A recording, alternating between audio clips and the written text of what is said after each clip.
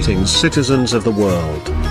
It was reported that moderate Syrian rebels that the United States is planning on arming and training to fight against ISIS, or IS, or ISIL, or whatever, have signed a non-aggression pact with none other than ISIS, or IS, or ISIL, or whatever.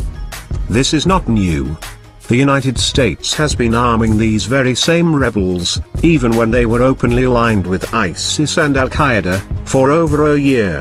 The United States was funding and arming these rebels, through Arab League proxies, while they slaughtered and razed some of the oldest Christian communities in the world. But what are the potential downsides, the consequences of arming some of the moderate rebels in Syria? When we see reports like what happened just last week, that the Free Syrian Army was apparently participating in the abduction of 40-some UN peacekeepers in the Golan Heights. Are these the people that we want to start supplying with weapons? Well, two different things, in the Ukraine and in Syria. Syria, we backed, I believe, in some cases, some of the wrong people, and not in the right part of the Free Syrian Army, and that's a little confusing to people.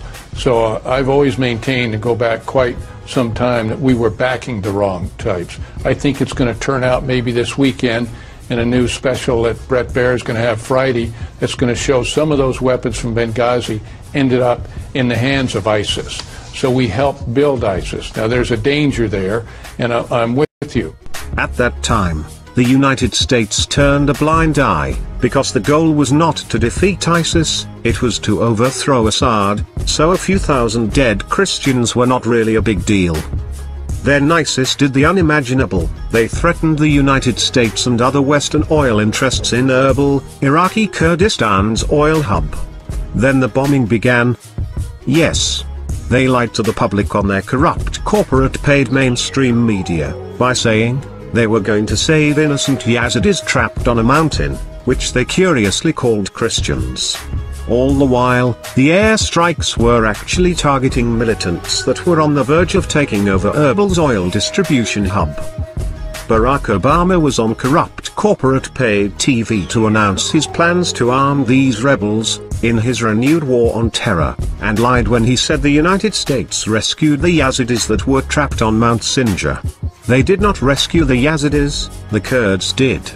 Bombs do not rescue people. But it is nice and convenient to lie and say their bombs are helping people, and not killing them.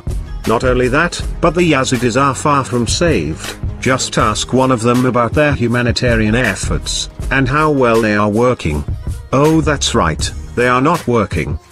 The plight of the Yazidis, falsely labeled as Christians, was nothing more than a convenient rallying cry for Western war hawks, eager to protect oil interests, and start another perpetual war, over their failing geopolitical chess match with China and Russia. The war propaganda conveniently claims that the United States will defeat ISIS, or IS, or ISIL, or whatever, by arming the mythical moderate rebels in Syria. There is a few major flaws in this bogus rhetoric. Firstly, there are basically no moderate rebels left fighting in Syria. Even the mainstream Syrian rebels, better known as the Islamic Front, are Salafist militiamen, who would instill hardline Sharia law, if they won the war in Syria. We know this, because they are already doing it in the land that they currently control. The only difference between ISIS and the Islamic Front, is that ISIS is slightly more violent. Secondly, the moderate opposition to ISIS in Syria, just signed a non-aggression pact with them, meaning that they will now fight alongside each other, to topple Assad. So unless America and their war-hungry allies are planning on completely manufacturing new rebels from Syrian refugee camps in Turkey, they have no friends in the region.